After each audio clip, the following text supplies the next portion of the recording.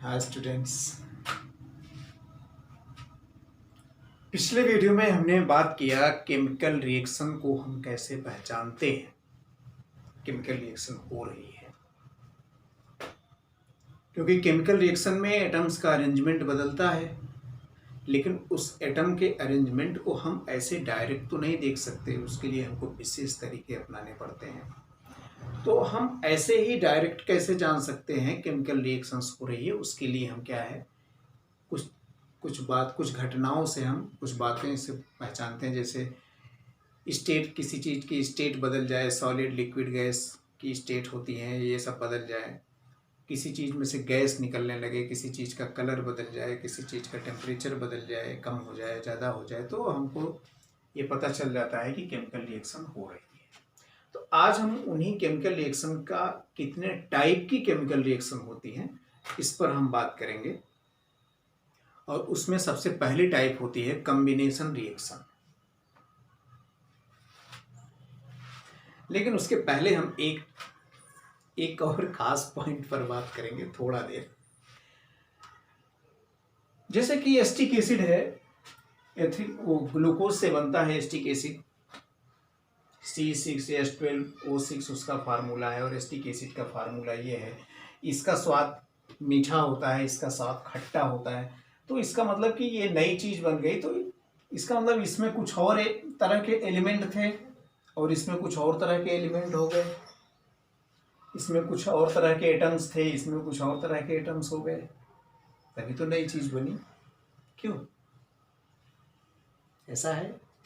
नहीं, नया एलिमेंट न तो बनाया जा सकता है, न तो ये पहले से जो एलिमेंट है उनको ख़त्म किया जा सकता है। किसी एटम को न तो बनाया जा सकता है, न तो किसी एटम को नष्ट किया जा सकता है, ख़त्म किया जा सकता है। तो इसका मतलब कि जो ये नई चीज़ें बनती हैं केमिकल रिएक्शंस में, ये क्या होती हैं? ये नई चीज़ें जो बनती हैं वो नया एटम या नया एलिमेंट नहीं बनता है, बल्कि एटम्स या एलिमेंट का सिर्फ क्या होता है, रीमॉडलिंग हो जाता है। उनका प्लेस, उनकी नंबर्स थोड़ी बहुत चेंज हो जाती हैं, अरेंजमेंट उनका बदल जाता है। जैसे इसमें क्या था, इस तरह का अरेंजमेंट था, कार्बन हाइड्रोजन ऑक्सीजन। इसमें भी कार्बन हाइड्रोजन ऑक्सीजन ही है, अदर कुछ भी नहीं है। बस क्या है कि इनके अरेंजमेंट बदल जाते हैं, इनमें एटम्स की जो है नंबर्स बदल जाती हैं, एलिमेंट्स की नंबर्स बदल जाती हैं, बट नया न कोई एलिमेंट नहीं बनता है, नया कोई एटम नहीं बनता है। कोई भी रिएक्शन हो, कभी भी ऐसा नहीं होता है कि नया एलिमेंट बन जाए या नया एटम बन जाए। तो हम आते हैं कॉम्बिनेशन रिएक्शन क्या होती है। देखो, कॉम्बिनेशन रिएक्शन क्या है, ये रिएक्शन का नाम ही बता रहा है कि मैं क्या हूं। कॉम्बिनेशन क्या है, कंबाइन वर्ड से बना है। कंबाइन मीन्स क्या होता है, जोड़ना, कई चीज़ों को जोड़ देना क्या कहा जाता है, कॉम्बिनेशन कहा जाता है। तो ऐसी रिएक्शंस जिसमें दो चीज़ें या दो से ज़्यादा चीज़ें मिलने के बाद सब आपस में जुड़ जाएं और जुड़ के कोई सिर्फ एक चीज़ बन जाए, सिंगल चीज़ बने, उसको क्या कहेंगे, कॉम्बिनेशन रिएक्शन।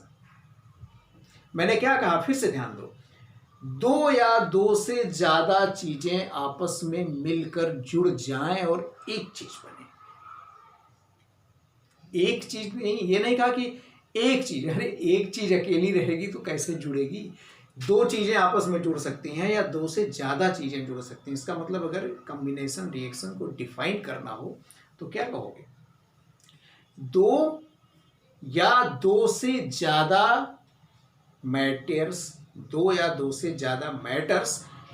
ये दो या दो से ज़्यादा मैटर क्या है, कंपाउंड भी हो सकते हैं, एलिमेंट भी हो सकते हैं, कुछ भी हो सकते हैं, या दो हो सकता है दो कंपाउंड आपस में जुड़ जाएं, या एक कंपाउंड एक एलिमेंट जुड़ जाए। तो कोई भी दो मैटर, कोई भी दो या दो से ज़्यादा मैटर, दो या दो से ज़्यादा कोई मैटर आपस में जुड़ जाएं और जुड़ करके कोई एक चीज़ बना लें, उसी को कहते हैं कॉम्बिनेशन रिएक्शन। जैसे कोई चीज़ एक है, ए है, ये जो है एक कोई चीज़ है BC है, इससे जुड़ गया और इसने क्या बना लिया ABC। तो क्या हुआ, ये दोनों मिलके ये तीसरी चीज़ बना लिए और सिर्फ दो मिलके एक बनाए। अगर ये दो मिलके दो चीज़ बनते, जैसे ये A प्लस BC होता और इसमें से A B से मिल जाता और C अलग हो जाता, तब ये कॉम्बिनेशन रिएक्शन नहीं होती, क्योंकि इसमें ये कंबाइन नहीं हुए। कॉम्बिनेशन रिएक्शन तब होगी जब दो या दो से ज़्यादा चीज़ें आपस में जुड़ जाएं और जुड़ के कोई एक चीज़ बना ले, एक कंपाउंड बना लें, उसी को कहेंगे कॉम्बिनेशन रिएक्शन। तो आइए हम देखते हैं एक एक्सपेरिमेंट करके कि कॉम्बिनेशन रिएक्शन कैसे हो रही है।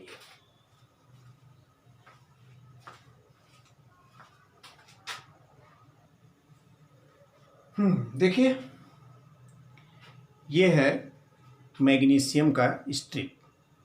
मैग्नीशियम होता है एलिमेंट, ये उसी की स्ट्रिप है। देख रहे हैं ना, ग्रे कलर की होती है, ये वाइटिश ग्रे कलर की होती है मैग्नीशियम की स्ट्रिप। और ये है बुनसन बर्नर। हम जो है इस स्ट्रिप को इस बर्नर में बर्न करते हैं और देखते हैं कि क्या हो रहा है। इसको बर्न होने में थोड़ा टाइम लगता है। एक चीज देखो, ये बर्न क्यों नहीं हो रहा है? इसको तो बर्न हो जाना चाहिए जल्दी से ना। इस पे क्या होता है कि मैग्नीशियम को जब बर्न करना होता है, अगर वो बर्न नहीं हो रहा है तो इसको किसी चीज़ से थोड़ा सा ऐसे स्क्रैच कर देना चाहिए, खुरच देना चाहिए। इसको किसी भी चीज़ से, मेटल से या सैंड पेपर से, या जो वो लकड़ी की, लोहे की जंग छुड़ाने वाला पेपर होता है, उससे इसको रगड़ देना चाहिए। ऐसा करते क्यों है? क्यों इसको रगड़ते हैं? इसको रगड़ते इसलिए हैं कि इसके ऊपर जो होता है, इसके ऊपर मैग्नीशियम के ऊपर एटमॉस्फेयर का जो है वो ऑक्सीडेशन होने के बाद एक परत जमा हो जाती है, जिसके वजह से ये बर्न नहीं हो पाता है। तो इसको जब स्क्रैच कर देते हैं तब जो है ये परत हट जाती है और ये बर्न हो सकता है। तो अब ये परत हट गई है, अब हम इसको बर्न करेंगे। तो ये फ्लेम के जो, इसका जो ब्लू पार्ट होता है फ्लेम का, इस पे जो है हम इसको रखेंगे। थोड़ा देर लगती है, फिर भी ये जो है हीट होगा पहले, और हीट होके तब ये जो है बर्न होगा। ये देख रहे हो, ये इस तरह से ऐसे ये मैग्नीशियम वायर जो है ये बर्न हो रहा है। तो फिर से देखो, ये इसको जो है बर्न होने के बाद ये बिल्कुल वाइट कलर का जो है ये हो जाता है, एकदम वाइट कलर का पाउडर फॉर्म में हो जाता है बर्न होने के बाद। तो ये जो है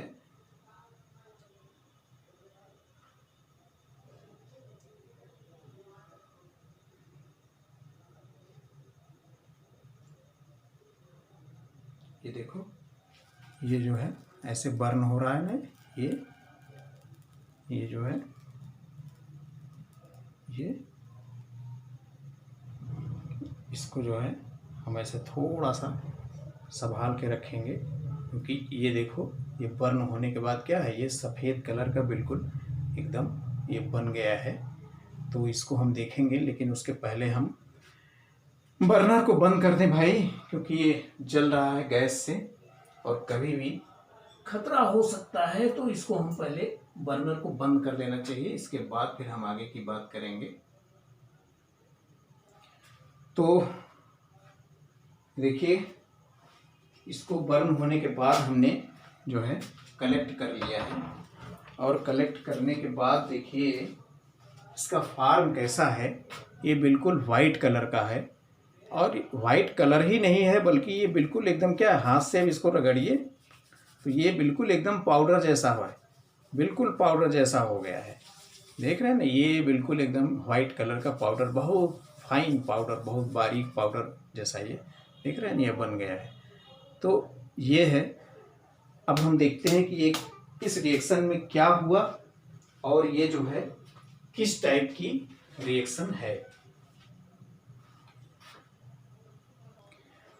तो हमने चूंकि क्या किया था, हमने मैग्नीशियम के वायर को क्या किया था, जलाया था, बर्न किया था। हाँ, और बर्न होने के लिए क्या होता है कि कोई चीज को बर्न होने के लिए किस चीज की जरूरत होती है, ऑक्सीजन की। ऑक्सीजन से ही रिएक्ट करके कोई चीज जब बर्न होती है तो एटमॉस्फेयर में जो ऑक्सीजन होती है ये उससे रिएक्ट करता है, और रिएक्ट करके जो बनाता है वो क्या कहा जाता है, ऑक्साइड कहा जाता है। जैसे ये मैग्नीशियम था, मैग्नीशियम का सिंबल Mg होता है। मैग्नीशियम था, इसको जब हीट किया गया फ्लेम के साथ, बुनसन बर्नर के जो फ्लेम थी उसमें जब हीट किया हमने, जलाने का मतलब क्या होता है समझते हो? जलाने का मतलब होता है, ये 8वीं क्लास में आप लोगों ने पढ़ा होगा, जलाने का, बर्न करने का मतलब होता है किसी चीज को इतना टेम्परेचर देना कि वो एटमॉस्फेयर की ऑक्सीजन से रिएक्ट कर जाए, वो बर्न करना कहा जाता है। तो एक्चुअल में बर्न करना जो है, बर्न करने को एक तरह से हीट किया जाता है, एक तरह से उसको हीट करना कहा जाता है, और वो बर्न होने की जो प्रोसेस है वो क्या है, ऑक्सीजन से रिएक्ट करने की प्रोसेस है। तो मैग्नीशियम जो है वो एटमॉस्फेयर में पूरे ऑक्सीजन फैली हुई है, तो जब हम बर्न करते हैं तो एटमॉस्फेयर की ऑक्सीजन ले लेता है, ये मतलब मैग्नीशियम जो है वो एटमॉस्फेयर की ऑक्सीजन से मिलता है, और मिलके दोनों कंबाइन हो जाते हैं, और कंबाइन होने के बाद क्या बनता है, मैग्नीशियम ऑक्साइड। ये बनता है मैग्नीशियम ऑक्साइड बनता है ये। इसको बैलेंस करने का तरीका दूसरी वीडियो में आएगा आपको। तो यानी मैग्नीशियम को जब हमने फ्लेम के साथ हीट किया यानी बर्न किया, तो क्या हुआ, मैग्नीशियम एटमॉस्फेयर की ऑक्सीजन से मिला और दोनों आपस में जुड़ गए। अब ये आप कहोगे कि मैग्नीशियम का वायर हमने जब ऐसे हाथ में लिया था, ऐसे मैग्नीशियम का वायर मैंने हाथ में लिया था, अभी भी तो हवा में ऑक्सीजन है, तो ये क्यों नहीं बर्न हो रहा है? हवा की ऑक्सीजन तो अभी भी इसके पास है, ये क्यों नहीं बर्न हो रहा है? क्योंकि इतने टेम्परेचर पर ये एटमॉस्फेयर की ऑक्सीजन से रिएक्ट नहीं कर सकता। समझ रहे हो कि इतने नॉर्मल टेम्परेचर पे ये एटमॉस्फेयर की ऑक्सीजन से रिएक्ट नहीं कर सकता, इसलिए नॉर्मली ये बर्न नहीं हो रहा है। और जब ये हीट होते होते फ्लेम पे जब लगाते हैं तो फ्लेम की हीट से इसका टेम्परेचर बढ़ते बढ़ते बढ़ते बढ़ते इसके उस टिपिकल टेम्परेचर पर पहुंच जाता है जितने टेम्परेचर पर ये एटमॉस्फेयर की ऑक्सीजन से रिएक्ट कर सकता है, तब ये बर्न होना शुरू हो जाता है। यानी बर्न होने का प्रोसेस क्या है, एटमॉस्फेयर की ऑक्सीजन से रिएक्ट करने का प्रोसेस है। तो इसने क्या किया, मैग्नीशियम ने जब हीट किया गया फ्लेम पे, तो फ्लेम की ऑक्सीजन से ये मिला, और मिलके मैग्नीशियम और ऑक्सीजन दोनों जुड़ गए, कंबाइन हो गए। कंबाइन होके क्या बनाया, अकेला एक मटेरियल बनाया, मैग्नीशियम ऑक्साइड, जो व्हाइट कलर का पाउडर अभी मैंने हाथ पे लेके दिखाया था। तो बन गया वो मैग्नीशियम ऑक्साइड। तो चूंकि इसमें दो चीजें मिलके कंबाइन हो गई, एक मिल हो गई, दो चीजें मिलके एक चीज बना ली, इसलिए इसको कहा गया कॉम्बिनेशन रिएक्शन। ऐसे और भी होती हैं, जैसे कैल्शियम ऑक्साइड। कैल्शियम ऑक्साइड, हाँ, कैल्शियम ऑक्साइड मतलब बरी वाला चूना, क्विक लाइम जिसको कहा जाता है, क्विक लाइम, बरी वाला चूना। तो इसको पानी में डाला जाता है, जब पानी के साथ जब डाला जाता है तो ये पानी के साथ क्या होता है, मिल जाता है, और मिलके कैल्शियम ऑक्साइड और ये वाटर दोनों मिलके कंबाइन हो जाते हैं, जुड़ जाते हैं, और जुड़ के क्या बनाते हैं, CaOH ट्वाइस ऐसे बोलते हैं। ये सब 9th क्लास में आपने पढ़ा है। इसको CaOH ट्वाइस कहते हैं, कैल्शियम हाइड्रोक्साइड। ये क्या है, ये है कैल्शियम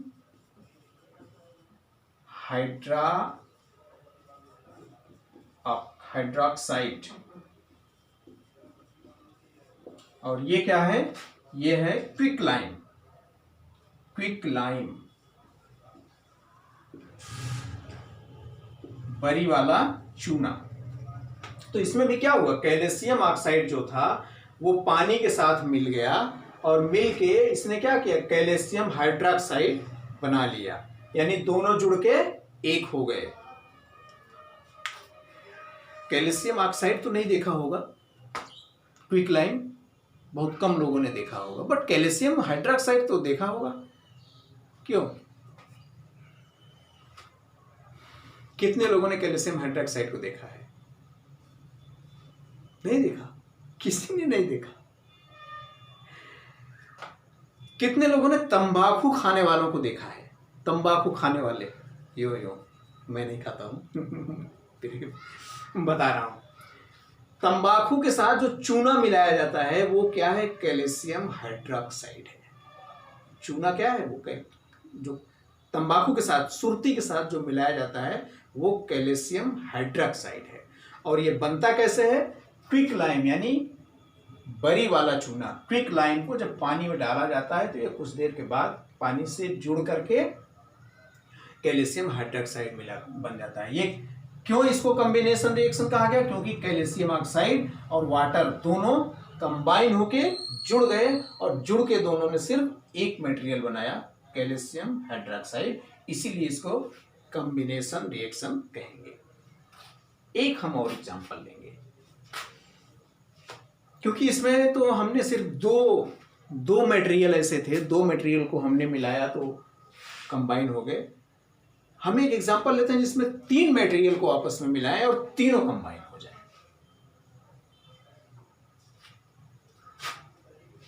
जंग लगना देखा है, जंग लोहे में जो जंग लगती है ना, ये कैसे लगती है लोहे में जंग?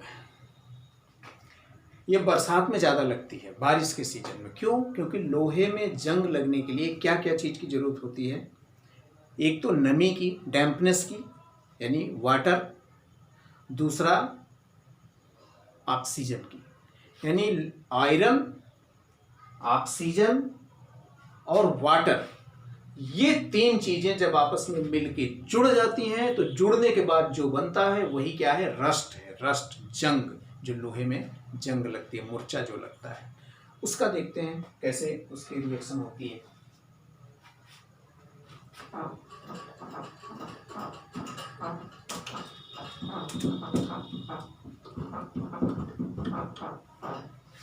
तो क्या क्या जरूरत होती है?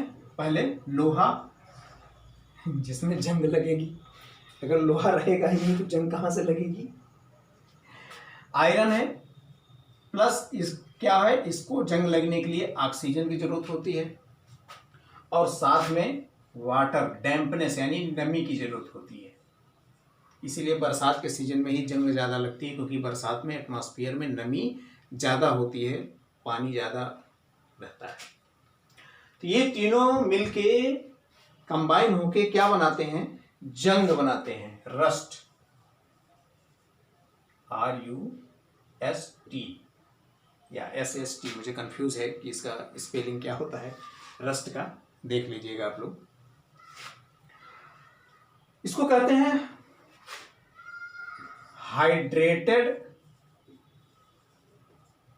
Hydrated iron oxide.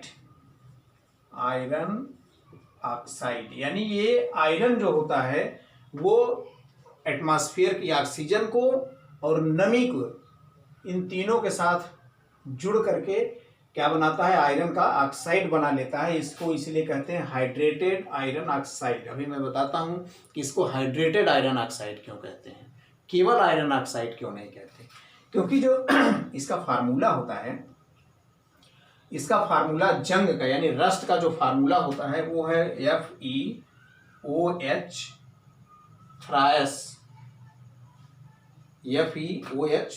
थ्रायस, और साथ में इसमें H2O भी लगा रहता है। या इसको कभी कभी जो है Fe2O3 भी कहते हैं। नहीं, इसमें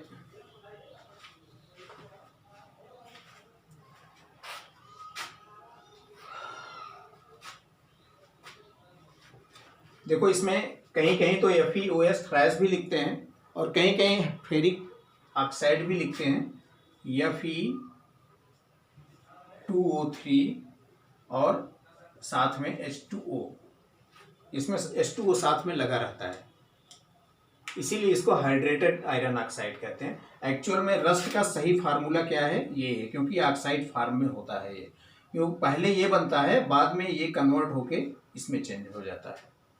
फेरिक हाइड्रोक्साइड पहले बनता है, फिर वो फेरिक ऑक्साइड में चेंज हो जाता है। तो इसमें क्या हो गया, आयरन ऑक्सीजन से और वाटर से मिलके कंबाइन हो गया, और कंबाइन होके क्या बना लिया, ये एक चीज बनाया, फेरिक ऑक्साइड बनाया। फेरिक ऑक्साइड नहीं, ये फेरस ऑक्साइड कहा जाएगा, क्योंकि ये Fe3O4 होता है फेरिक ऑक्साइड का।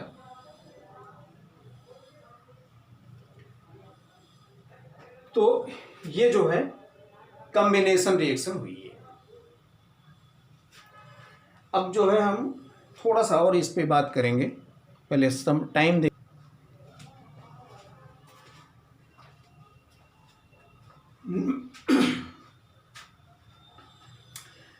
एक्चुअल में ये क्या है कि मुझसे थोड़ा सा मैंने थोड़ा सा उल्टा बता दिया आपको।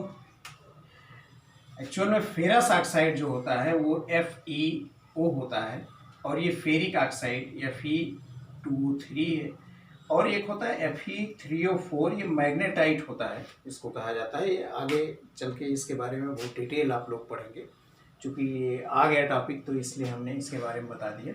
तो ये मेरा बताने का मकसद ये था कि आयरन, ऑक्सीजन और वाटर मिलके क्या बनाते हैं, जंग बनाते हैं, Fe2O3 है, और साथ में H2O लगा रहता है। तो चूंकि ये तीनों कंबाइन हो गए, कंबाइन होके इन्होंने एक कंपाउंड बना लिया, इसलिए इसको कहते हैं कॉम्बिनेशन रिएक्शन। अब हम नेक्स्ट वीडियो में बात करेंगे एक्सोथर्मिक रिएक्शन क्या होती है। Exothermic reaction